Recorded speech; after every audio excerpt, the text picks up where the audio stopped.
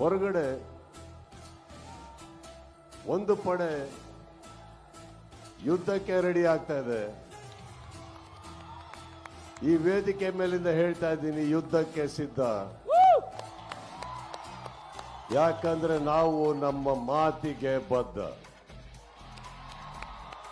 ದರ್ಶನ್ ಅವ್ರು ಇಲ್ದೇ ಇದ್ದಾಗ ಅವ್ರ ಬಗ್ಗೆ ಹಾಗೆ ಅವ್ರ ಫ್ಯಾನ್ಸ್ ಬಗ್ಗೆ ವೇದಿಕೆ ಮೇಲೆ ಹೋಗೋದು, ನಿಂತ್ಕೊಂಡು ಮಾತಾಡೋದು, ಚಾನೆಲ್ ಮೀಡಿಯಲ್ಲಿ ಕೂತ್ಕೊಂಡು ಮಾತಾಡೋದು, ಹೊರ ಕೂತ್ಕೊಂಡು ಮಾತಾಡೋದು ಎಲ್ಲ ಮಾಡ್ತಿದ್ದಾರೆ.